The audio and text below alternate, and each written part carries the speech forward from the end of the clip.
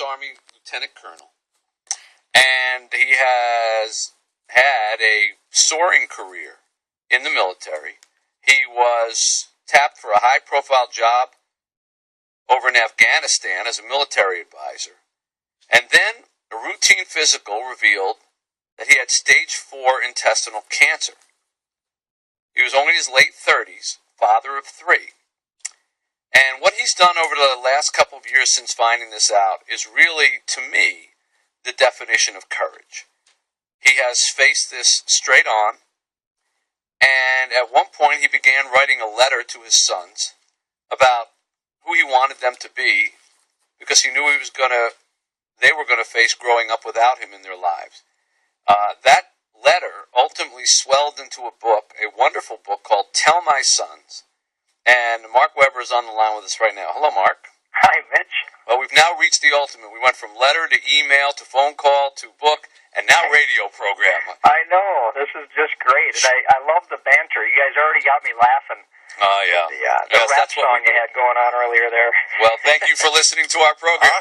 You've already exceeded the average listener length, so thank you for that. So tell our audience, I know a lot of the story, but tell our audience sort of the stages you went through from the day you went in for that physical and when they broke that news to you to where we are right now in your life. Yeah, it's, it's almost cliche to say that this is surreal, but it is truly unbelievable. And for an Army officer who's been deployed to combat and around the world, it's just incredible for me to still be here. I did not think that I would be alive, and my doctors continue to tell me that I shouldn't be, which sounds flattering at first, but then you do get tired of hearing that after a while. Yeah. But I am still here. This was 2 years ago now? Yeah, it was 2 years ago. It was July 2010, and it was right after General McChrystal had been fired, and General Petraeus had been tapped to take his place, and I got an email that day asking me if I wanted to join the team. And I had worked together with General Petraeus before, so, I was, you're reserved as an officer, but it's kind of like a firefighter in fire. Your Get charged fires up. are why you exist. Right.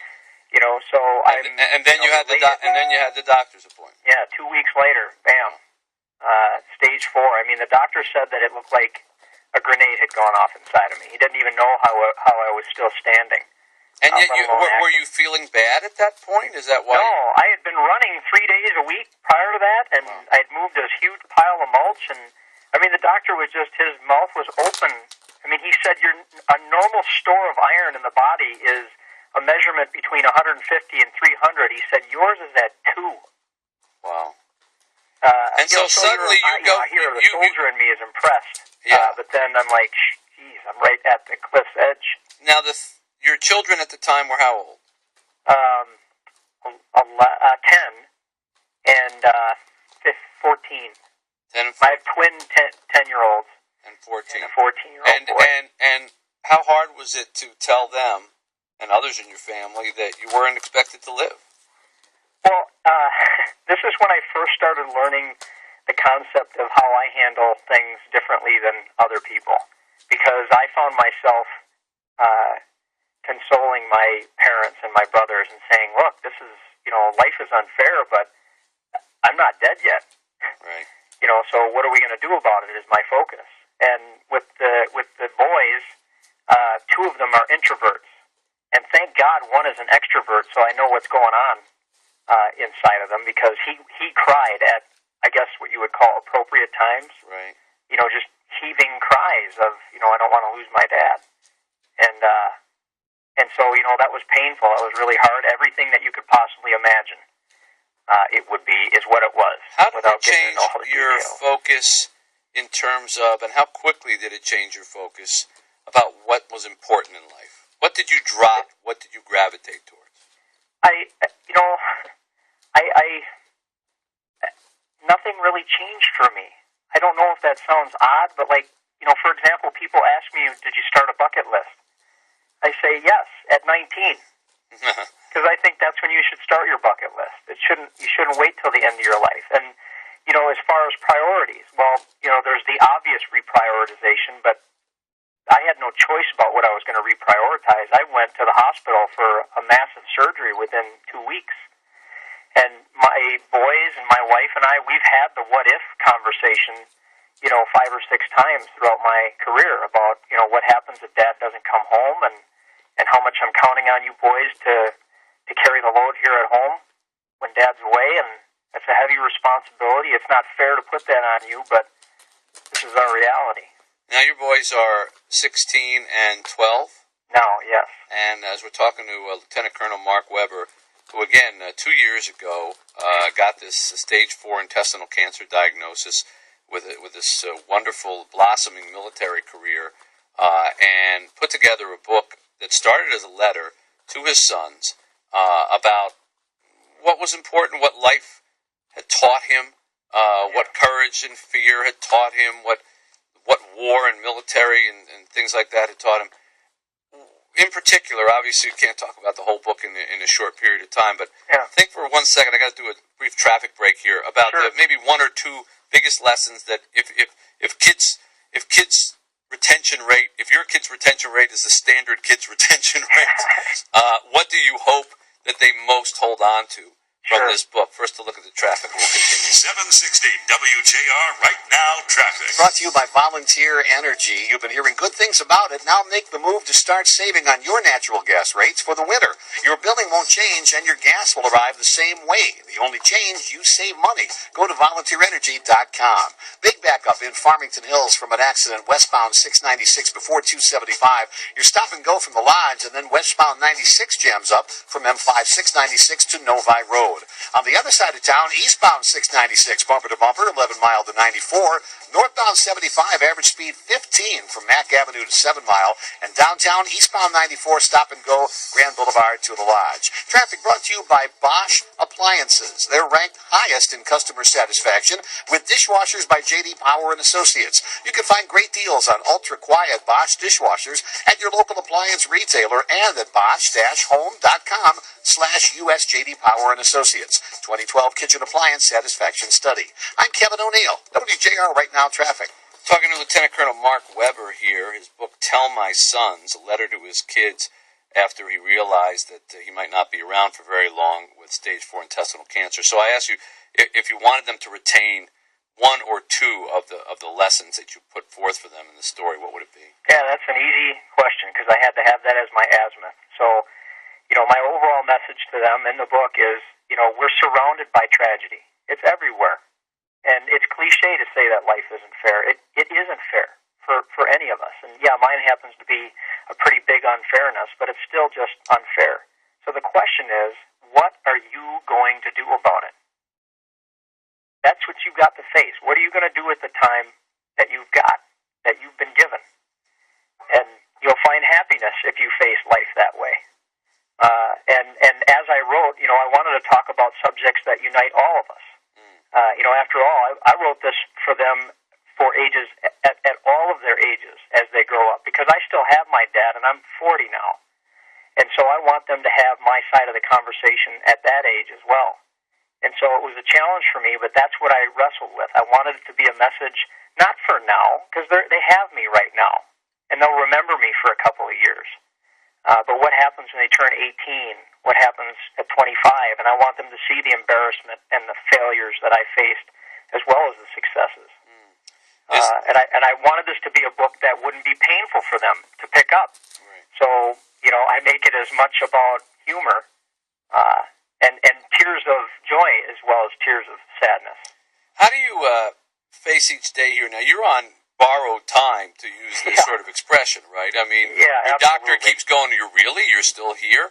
Absolutely. How do you face the possibility that one of these days, and I'm so glad it's not today, and I hope it's not for 100 years, one of these days the news will be bad? How do you go through a thing when you wake up in the morning? I think, for example, I spent time with my old college professor, Maurice Schwartz. And I remember that. I remember what you're talking about. He used to say, well, obviously I'm going to die from ALS, and that's a given, but I don't know when. But when I wake up in the morning, I give myself 45 minutes to howl at the injustice of it all. I mean, cry, scream, weep, act like a baby. And when 45 minutes are up, I don't know why I picked 45, not 35, not 65, but 45 minutes, and that was it. And then he said, that's it for the day. I'm not feeling sorry for myself until tomorrow when I have my 45 minutes. Do you approach it similarly? I do, and I call it, it's not 45 minutes for me, and I don't fault those who take that time, but I've called that take a knee moments. Mm-hmm. And I've encouraged my boys and my wife to do the same thing, that it's okay when you're sad or angry or whatever you're feeling to take a knee. That's what we do in combat when the patrol needs to stop. But you cannot stay in that place. You'll die in that place. There's no good that can come from you staying in that place. So do it, but then you've got to get up and move out. I mean, that's how I tackle every single... I mean, I open my eyes and the first thing I think is, I'm still here. Because the only thing that really makes me afraid is the day that comes when my wife wakes up and finds me there. And I hope I die in my sleep. I mean, if there's a wish I have, it's not to endure a painful end, which is kind of an oxymoron. I'm in pain every day. But I've found that as long as I keep moving, and I know you can appreciate this, when you're focused on other people's challenges and you're focused on helping them get through theirs while you go through yours, there's this peace and strength that comes from it that is just, I don't know what to call it. It's just there. It's probably the essence of life. I think so, and I want to teach my boys that. And this is, we call these in the Army opportunities to excel. And so writing this book and being able to talk to people in whatever size group, in fact, I'm hoping you invite me out there sometime. Anytime. Tag team someone. Anytime. The invitation is open. Actually, Kenny, so there was a little cross-communication here when Kenny was putting the show list together, and your name is on for this segment, 6 o'clock segment, and it says in studio. And I'm going, wait a minute, did I miss something here? Is Mark Weber coming in here? Because if so, why didn't I have him for lunch? So, because you're in Minnesota right now, right? I am, yeah. Yeah. Well, anytime you want to come here and pay us a visit, by all means. Your book is inspirational. It's a wonderful story, and as I say, I've gotten to know Mark through like one letter and then one email and a follow-up email, and I put him back and a follow-up email. We kind of became email pals a little bit, and then he said, hey, I got this idea, for a book. What do you think? And I said, well, send it along, take a look at it, and I got to tell you, it's not me only, because I looked at your book. First of all, Robin Williams wrote the foreword. I'm thinking, yeah, of course. Why wouldn't I help Mark? He got a hold of me, and sure, maybe my name could help it a little bit. Yeah, my name is like 40th on the list here. You got Mondale, Rumsfeld, Robin Williams. I mean, I don't know how you get to all these really well-known, famous people, but you must have a very good call waiting or call answering. Oh, I've crossed paths with these people in life. I mean, Robin Williams I worked with in 2004 on a USO tour. And John Elway, he's in there too. Yeah. And that's the only USO tour that he did, and he said he'll never forget that experience. And having lunch and breakfast with these guys, and I imagine that you're along these same lines too. That when you sit down with people like you, who are these world-known names, you realize that they and you put your pants on one leg at a time like the rest of us. And you face the same challenges and you have the same hardships, and we're all just trying to get through it together. Trust me, you put your pants on way better than Mitch put his. Does he jump into his? Yeah, he jumps into his. No, I was going to say, except for those mornings where you're a little confused, you try to put them on over your head, and it just doesn't work. Well, I encourage everyone to get a hold of this book. It is so inspirational. It'll make you laugh. It'll make you cry, but it is a story of one of our citizens that should be celebrated, someone who's dedicated his life to helping the country through the military and has dealt with this tough news in as brave and courageous and face-front fashion. And I think, it's one thing to face disease with courage. A lot of people do that, and my hat is always off to them. Absolutely. And remains so. It's another thing to take it public and reach out to people, because with that comes a lot of advice that you don't necessarily want, a lot of sympathy that you don't necessarily want. A million people out there going, "Oh, I'm so sorry," and you handled all of this beautifully. And so you can get the book through any of the online places like Amazon.com or Barnes & Noble, and also it has its own website as well. Tell My Sons. Is it .com? .com. Tell My Sons. Previews for each chapter if you want to check it out. the biggest response I've got back from that is they read the first 2 previews and then they want to stop because I give just enough and they want to keep reading. So that's encouraging. You've already figured out the book business better than most in it. So nicely done, Mark. It's a pleasure to have you on the program, as it's been my honor to get to know you. Sometimes people just introduce themselves into your life and you don't know how or why, and I don't know why Mark decided to reach out to me or send an email. Thank goodness it found its way through, because many emails do not.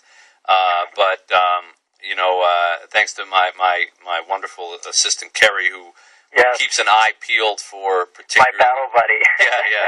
She's wonderful, and she really brought your note to my attention, and we've been long distance pals ever since. So God bless you for this holiday season and your family as well. And best of luck with this book, and we'll continue to talk. And the invitation is open to come here at any time. Thanks a lot, Mitch. Your words are very kind, and it has been my honor to cross paths with you. Thanks. Lieutenant Colonel Mark Weber, Tell My Sons is the name of the book, and really, this is not like a book interview. This is a life interview. This is someone who we could all learn a lot from. Really remarkable guy. Here's a look at the traffic on 760 WJR. 760 WJR right now.